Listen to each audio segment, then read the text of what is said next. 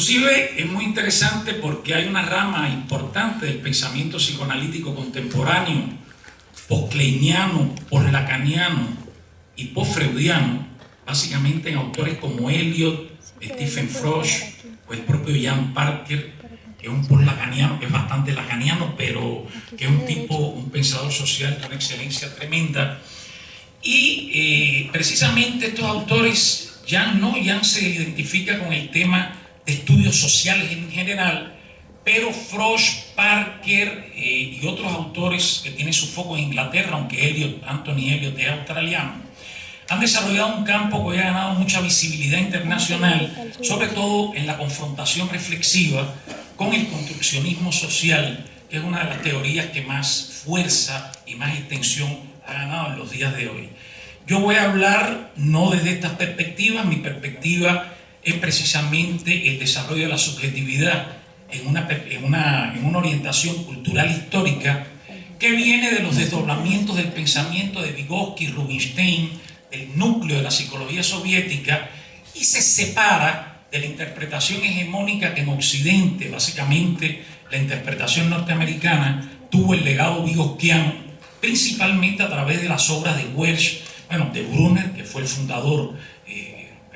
Brunner rompe con la psicología cognitiva llamada revolución cognitiva norteamericana, que él fue una de las estrellas de su fundación, y precisamente va, en lugar de al concepto de procesamiento de información, va a enfatizar el lugar central del significado en la organización de los procesos psicológicos y de la vida institucional, y a partir de ahí un poco que entra también en contacto con las psicologías narrativas. Sin embargo, todo este movimiento de la psicología y las ciencias sociales, también le quiero hacer un breve comentario de qué cosas son para mí las teorías. O sea, para mí las teorías son sistemas de inteligibilidad y no sistemas de verdad. O sea, los dogmas hay que tenerlos en otros lugares, no en la ciencia, y desafortunadamente la psicología en su enseñanza principalmente se ha mantenido a veces en la primera parte del siglo XX, o sea, con escuelas cerradas en sus fronteras, con discusiones al interior de esas escuelas y sin dar una mirada de amplitud al propio desarrollo de la matriz psicológica.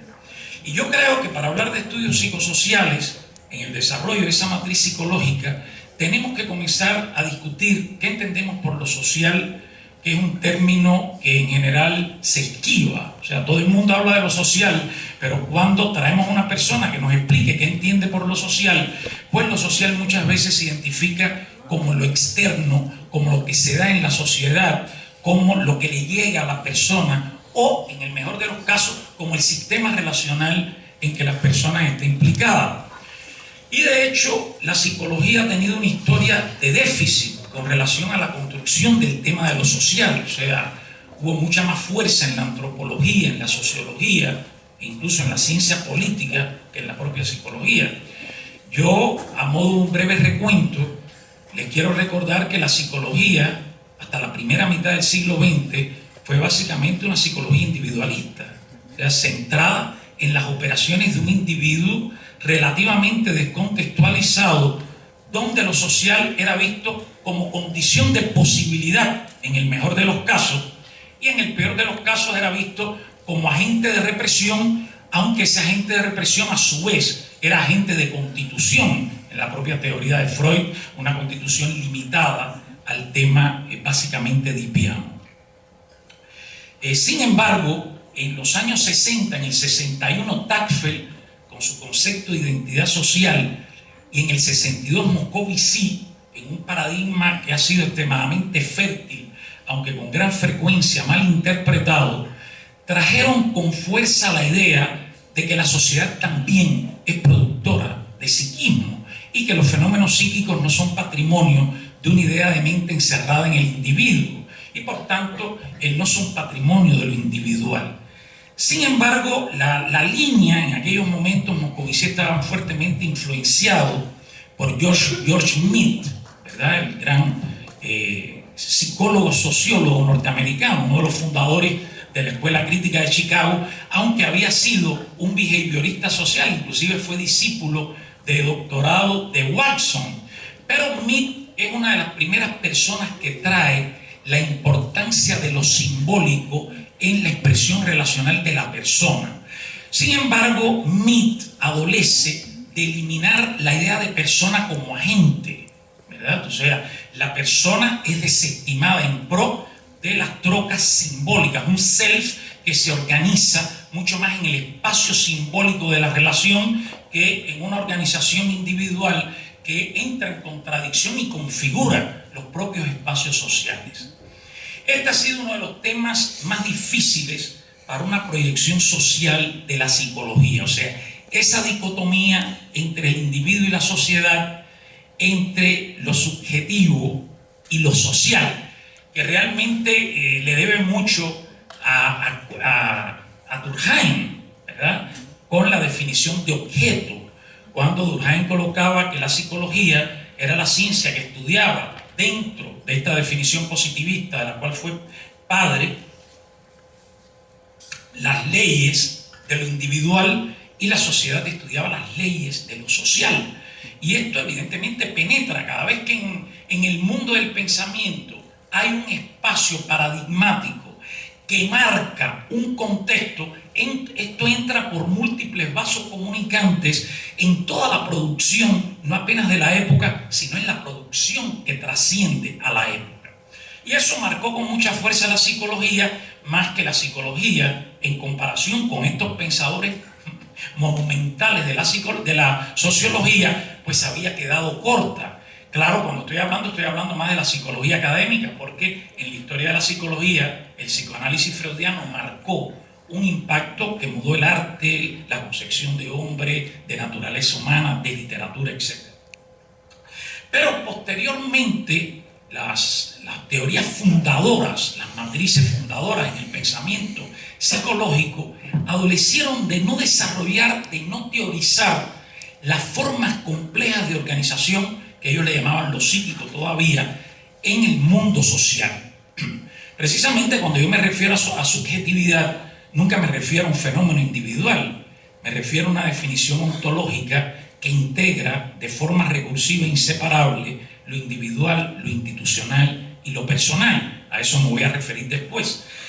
Pero volviendo a esta brecha que abre Moscovici, esencialmente Tagfeld fue muy interesante, pero quedó allá. Hoy se retoma siempre como un referente. Sin embargo, Moscovici consiguió organizar una teoría en movimiento, una teoría que, como todas las teorías, ganó vida en la diversidad de interpretaciones que pasan a ser un punto débil, pero que pasan a ser la condición de la trascendencia de los marcos teóricos.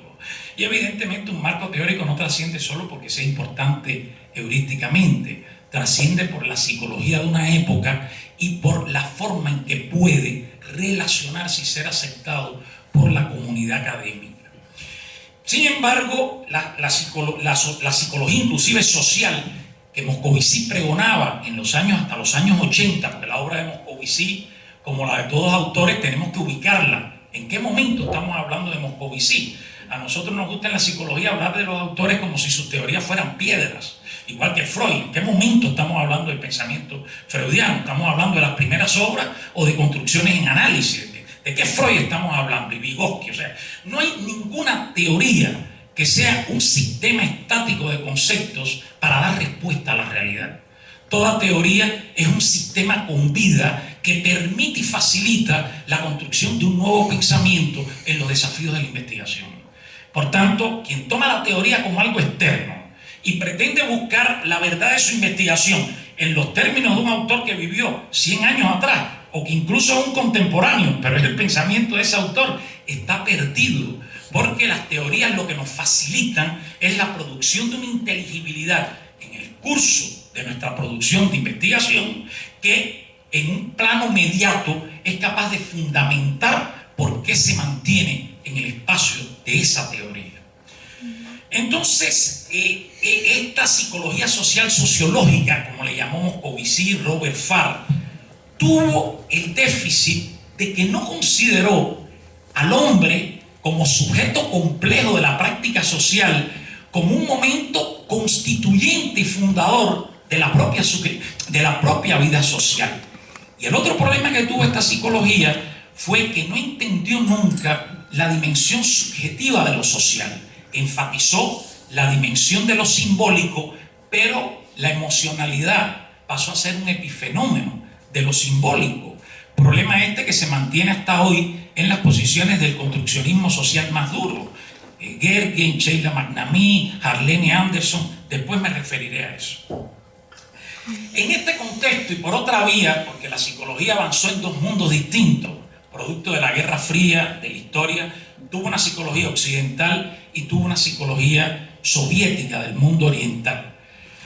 La psicología soviética fue una psicología, y por eso el impacto actual que la obra de Vygotsky tiene en Occidente, por ejemplo en Estados Unidos, en el mundo todo, hoy Vygotsky es una figura central. Y precisamente yo creo que esa psicología tuvo un lugar muy especial por la posibilidad que tuvo de dialogar con sistemas filosóficos que no pasaban por Occidente y por la posibilidad de integrar la cultura a la idea de lo mental. Estos fueron dos puntos extraordinariamente fuertes de esta psicología que yo llamo como cultural histórica, no refiriéndome a la obra de Vygotsky en especial, porque incluso el momento en que Vygotsky o los post-vygotskianos definen a Vygotsky como cultural histórico es el peor momento de la obra de Vygotsky. Vygotsky entre 1928 y 1931, que pensaba la relación de lo social y el mundo psíquico como una relación interiorizada. Y como muy bien dice Guattari, realmente en la mente no hay nada a interiorizar. La mente no es un recipiente vacío, la mente es un sistema productor, la mente es un sistema generador. Sin embargo, esa idea de la mente como sistema generador y como un sistema generador no inmanente o no inherente a la persona, sino como un sistema configurado y en continuo movimiento en las prácticas sociales que se contextualizan históricamente en condiciones culturales, Vygotsky tiene un paso muy fuerte de considerar la categoría sentido, y este fue un momento de articulación muy importante entre lo social y lo individual. No se asusten, yo les estoy introduciendo para llegar desde donde yo parto para las intervenciones. No se me han olvidado las intervenciones. Tengo dos caras o tres que están diciendo, ¿y este hombre a dónde va? Ustedes verán que voy a llegar a un buen puerto. Pero primero, o sea, precisamente una de las formas que yo tengo de pensar es que no hay práctica, no hay intervención que no sea desde un contexto teórico, de una representación teórica, sino caemos en un practicismo acéfalo. Entonces, en este camino, Vygotsky, recuerden, o los que no saben, la lingüística rusa era muy fuerte en los años 20-30, inclusive Jacobson, fundador de la Escuela de Praga, y posteriormente una de las figuras que participó en la génesis del estructuralismo francés, figura muy influyente en Lévi-Strauss y en el propio Lacan. Jacobson era ruso, lo que se fue de Rusia para Praga y allí creó el Círculo de Praga. Sin embargo, Bakhtin, que fue un gran lingüista y también una persona que se movió mucho en la frontera de la lingüística y la psicología, había desarrollado ya el concepto de sentido que los lingüistas lo identificaban con los significados en el contexto de la palabra, del texto, del párrafo. Ya Bakhtin había dicho que el sentido era un momento permanentemente en movimiento, que el sentido no era atrapable. Él decía, un nuevo sentido comienza en el desdoblamiento de otro sentido en proceso. Y decía, el sentido está unido a la emoción y a la voluntad humana. Y Vygotsky, que realmente nunca citó a Bakhtin, eso no me puedo dedicar ahora porque eso era para hacer otra conferencia, la psicología soviética, ahí había muchas cosas interesantes. La psicología fue mucho más conservadora en el periodo soviético que la lingüística. Vygotsky, sin embargo, tuvo un destello muy brillante cuando él dice, el sentido es el conjunto de los factores psicológicos que emergen en la mente con la presencia de la palabra. Oigan, qué deslizamiento tan interesante de un concepto que había sido esencialmente de la lingüística, y Vygotsky lo convierte en una unidad de la conciencia. Y con esto funda una idea de conciencia diferente, una conciencia que no está atrapada en lo intrapsíquico y que fluye, se expresa en el contexto de la comunicación, la relación y el lenguaje, que es la principal de las producciones culturales. Esto evidentemente para su tiempo fue un paso de gigante. Esto Vygotsky llega a construir esto en el año 32, 33 y muere en el 34, o sea, no tiene tiempo para fundamentar lo que se veía venir como un nuevo sistema psicológico donde habría una concepción de psiquismo que fundamentaría una idea de subjetividad más que una idea propiamente de psiquismo, ¿verdad? Porque no es que yo establezca una diferencia dicotómica en esto, es que el psiquismo humano, cuando comienza a responder a las producciones simbólicas de la cultura, aparece en un nivel cualitativamente diferenciado del psiquismo animal, ¿verdad? Aquel psiquismo que el behaviorismo enfatizaba como respuesta a la señal, a pesar de la inversión skinneriana, tampoco me voy a detener en eso, pero después ustedes me pueden preguntar, realmente cuando se convierte en una producción humana en las condiciones de la cultura, pierde su carácter reactivo y gana su carácter generador y productivo. Vygotsky esboza esto, pocos trabajos entre el 32 y el 34. Posteriormente la psicología soviética omite esto porque era demasiado subversivo para una psicología que de forma oficial procuraba la objetividad. De ahí los puntos de contacto que tuvieron en algún momento Luria, Kornilov, el propio Vygotsky, Leontiev, con el conductismo norteamericano, ¿verdad? En los años 27 y los años 28. Y yo mismo, que estudié en Moscú, mis 2 doctorados los hice allá, yo había leído a Vygotsky y nunca había percibido este importante concepto. ¿Por qué este concepto es importante y cómo también necesita ser superado? Primero, por eso que yo les digo, una definición de lo mental, como posteriormente Maturana ha dicho, lo que con una expresión extrema de que lo mental está fuera, no está dentro. Yo creo que siempre está dentro y fuera, y que entre el dentro y fuera nunca hay un isomorfismo. Siempre hay 2 sistemas en tensión, en recursividad y con infinitos desdoblamientos que los hace relativamente independientes, lo que uno es parte de la configuración del otro. Y ahí es donde está el momento dialéctico y complejo de ese pensamiento. Sin embargo, Vygotsky se quedó en el sentido de la palabra, incluso es como él lo define, el sentido de la palabra. O sea, el hecho de pensar la palabra como una producción psicológica, no simplemente como un momento del lenguaje. Y todavía no hay una división de significante y significado en Vygotsky, aunque ya se puede leer cuando él nos dice que evidentemente el significado nunca está en la palabra, sino está en la intertextualidad, que fue otro paso de gigante en el año 32, ¿verdad? Y otro paso de gigante es haber esbozado la subjetividad como fenómeno humano. O sea, no es el mundo que nos determina de forma lineal. El mundo es el espacio, en las relaciones, en las prácticas simbólicas, donde nuestra producción psicológica ocurre. Pero nuestra producción simbólica no es un efecto del mundo, es una producción sobre la experiencia del mundo que vivimos. Eso Vygotsky también lo trae con claridad, aunque todavía en conceptos muy primitivos. Recuerden que las teorías son históricas, o sea, Freud no habla del significado, el significante, el inconsciente como lenguaje, porque cuando Freud teoriza, la lingüística no se había desarrollado. Cuando Lacan teoriza, la lingüística tiene un tremendo desarrollo, y específicamente en el contexto francés, y no solo la lingüística, el estructuralismo, ¿verdad? Como forma de representarse los fenómenos humanos. Por lo tanto, Lacan se está moviendo en otra matriz de pensamiento, porque todo pensamiento particular siempre se mueve en matrices históricamente producidas. En esa dirección, yo venía como psicólogo de una formación en la clínica, pero cuando voy a Moscú veo, y mi interés era la personalidad como concepto, que me sigue interesando muchísimo, pero no como un sistema intrapsíquico de estructuras acabadas, no. La personalidad como configuraciones subjetivas diferenciadas de los distintos sujetos que concurren en un campo de acción y de práctica. Sin embargo, en la época, yo estaba muy influido, primero con mis lecturas de Freud, lo había leído mucho, siempre me gustó Freud.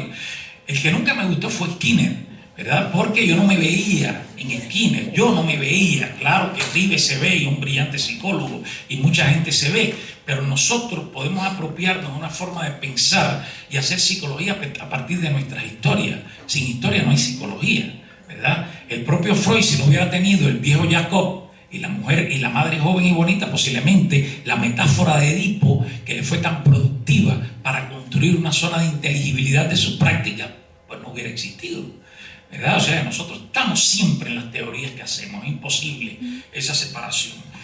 Pero a partir de eso, de mi entrada en la psicología social latinoamericana con Martín Baró, con Marixa Montero, eran años de mucha discusión entre nosotros, y fue ahí donde yo me fui metiendo en la literatura más específica de la psicología social, pero yo no abandonaba mis intereses primordiales por el hombre, por la complejidad del mundo psicológico del hombre.